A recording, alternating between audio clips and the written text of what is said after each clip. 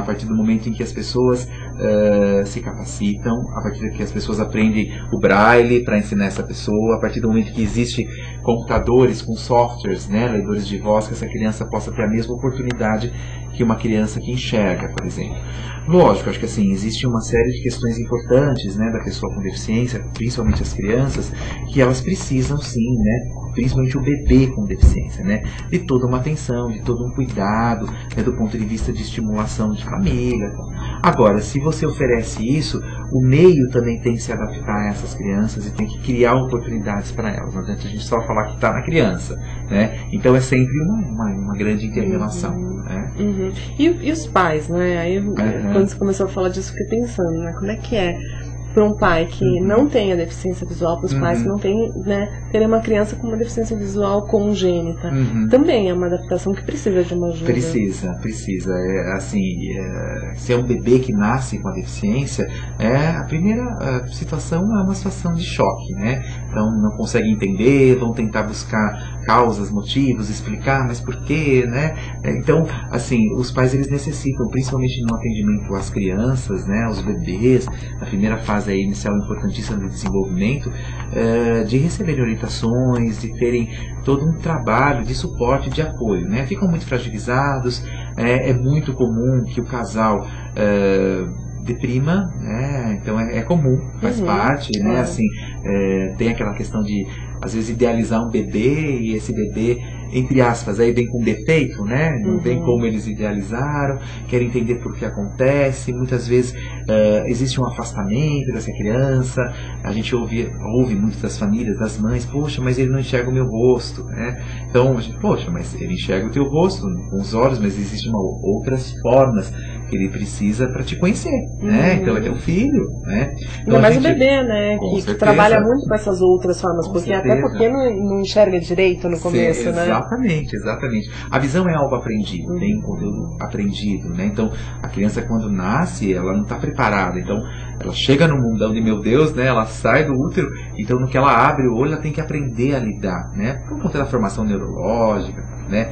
Agora, é importantíssimo o atendimento à família, muito importante, em todas as fases, né? Com as crianças, com os jovens, né? A gente às vezes prepara as pessoas para o mercado, aí a família interfere, não vai ter condições, vai sofrer muito preconceito, não. E a gente então tem que fazer toda uma abordagem mesmo, né? De reforçar a competência dessas pessoas, né? Então é um trabalho grande, viu? Então... Por falar em trabalho, aí vem outra questão, né? Antes eu te mandar um beijo muito especial pra Claudinha, amiga do Neto. Um beijo, Claudinha, que tá assistindo o Web Divan pela página inicial.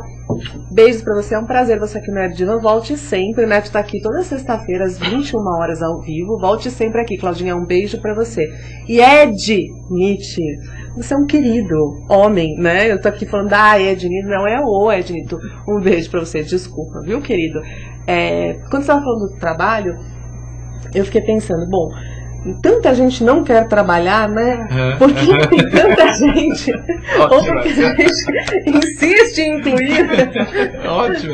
De onde vem esse desejo, né? Porque a gente, como a gente já se sente obrigado a viver no mundo do trabalho, sem dúvida, parece que realmente é uma obrigação, mas não é, né? Não, mas tem aquela questão, né, Renata? Assim, a gente na fase jovem, adulto, a nossa vida, ela está muito identificada com o trabalho, né? Então, assim, eu sou o Edson da Fundação.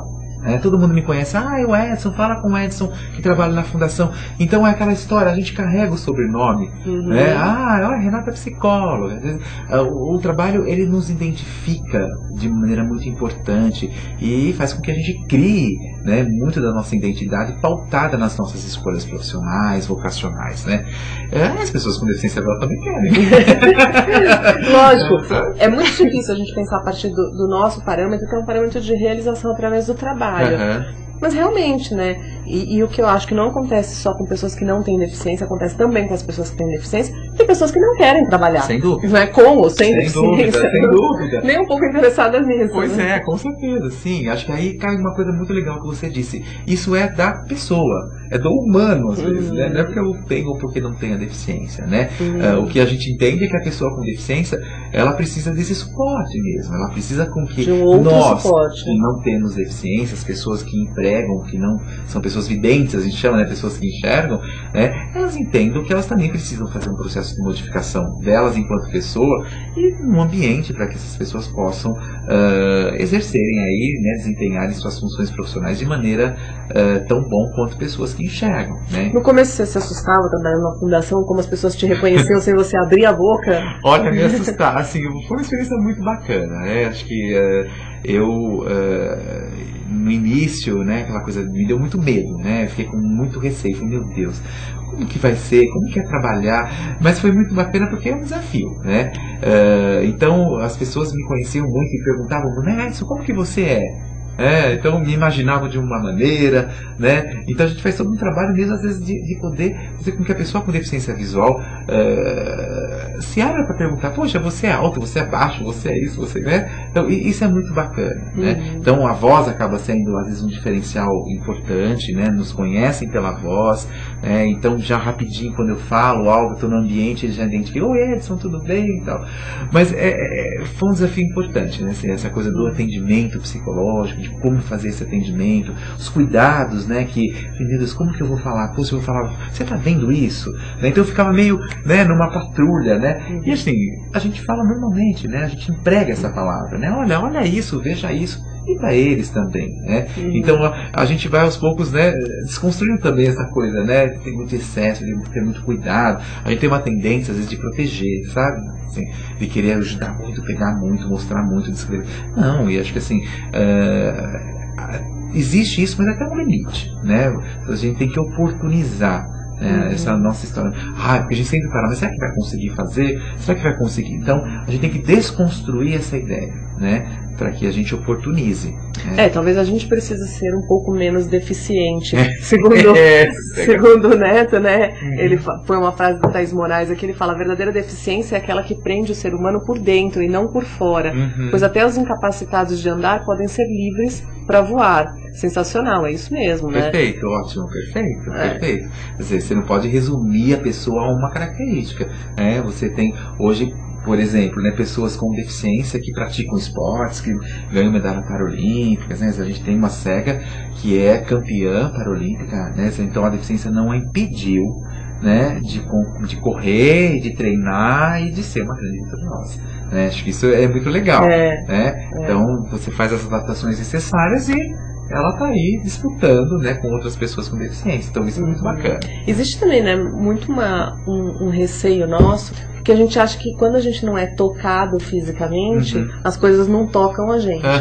E eu lembro de ter lido uma vez, até na faculdade mesmo, que as pessoas têm muito medo da deficiência visual ou do deficiente visual, como se o deficiente visual sempre fosse ter uma reação de tocar em você. Certo. E como a gente tende a proteger o nosso espaço físico, a gente não gosta, por exemplo, de entrar no elevador e ficar as pessoas muito próximas, né? Isso porque a gente mora no Brasil, tem toda uma questão do corpo, imagina, né? Em outros lugares. Mas que a gente que não tem deficiência visual teria um receio mesmo dessa coisa do toque, porque é tão estigmatizado, ou é uma caricatura, né? Em novelas, por exemplo, onde aparece um deficiente visual, ele sempre está com a mão no rosto de alguém. Isso não é assim. Não é, com certeza. Isso, eu vou dizer uma coisa para você, isso só acontece muitas vezes num relacionamento que existe intimidade, que existe confiança. Então, bacana que você colocou esse ponto, porque assim, quando eu disse anteriormente, né, que as pessoas queriam às vezes me tocar para me conhecer, isso foi depois de uma série, as pessoas não saem tocando, não. Isso envolve intimidade sempre. Envolve intimidade, né, envolve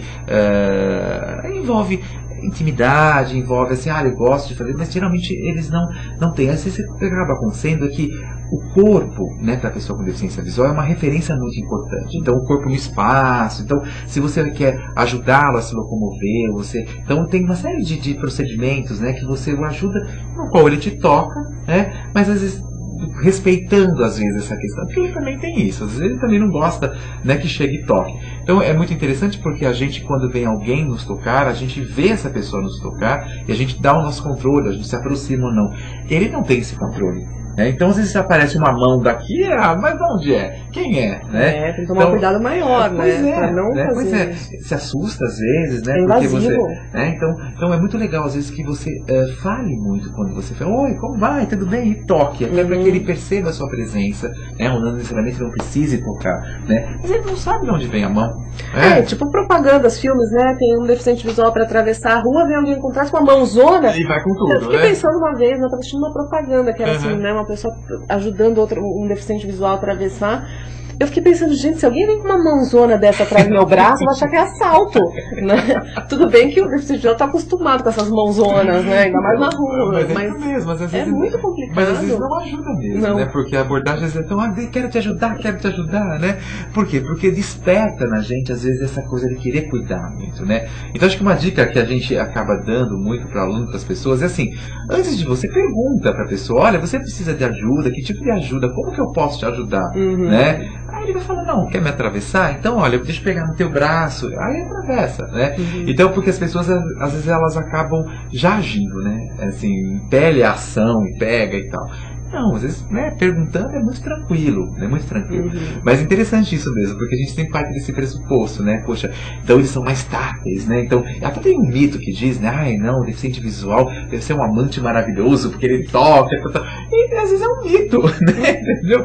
E não é por aí, né? Então, mas é uma pessoa, é aquela história ali, a gente volta, né, nesse ponto. Eu lembrei de uma vez, você falando isso, eu lembrei de uma vez minha mãe chegou em casa e falou assim: Renata, eu fui no massagista, o melhor massagista que eu já fui. Ah, mãe, por quê? Porque ele era deficiente visual. Eu falei, não, a massagem dele era melhor ou porque... Ela falou assim, não, assim, a massagem dele era diferente, como ela não sabia explicar.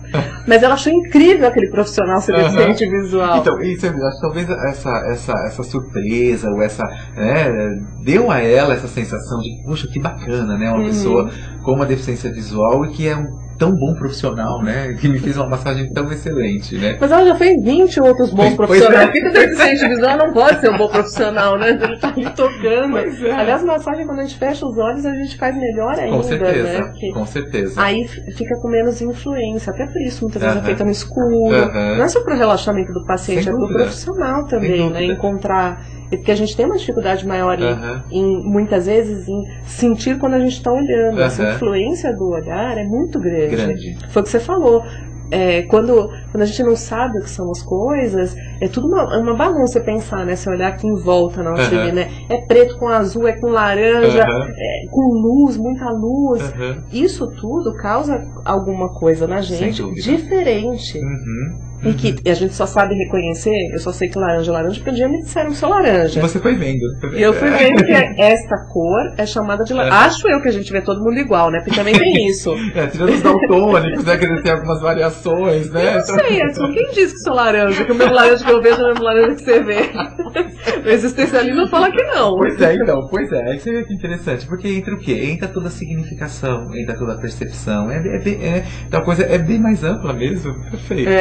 Porque quando a gente dá um nome a uma coisa, parece que aquilo é que nem um amigo meu, Gui. Um beijo pra você, Gui, que sempre assiste a Abdivan pelo iPad. Não interage comigo, eu nunca sei se você tá aí, mas um beijo muito especial pra você. Que ele fala muito sobre isso, né? Que assim, essa interferência. Eu até vou comentar direitinho, antes deixa eu falar uma frase, eu vou comentar direitinho o que você fala, Gui, mas antes eu quero falar uma frase do Neto, que eu falei assim, alguém precisa fazer esse comentário, eu não vou fazer pra não ser piegas, mas eu realmente concordo com ele, Neto, obrigada, obrigada, eu vou fazer como se fosse só seu. Ele falou assim, eu sempre achei que o pior cego não é aquele que não enxerga, e sim aquele que não quer enxergar, o pior cego é aquele que não quer ver. Eu falei, eu vou me segurar porque eu não vou fazer esse comentário com Edson, é muito piegas, mas a verdade é uma realidade. É que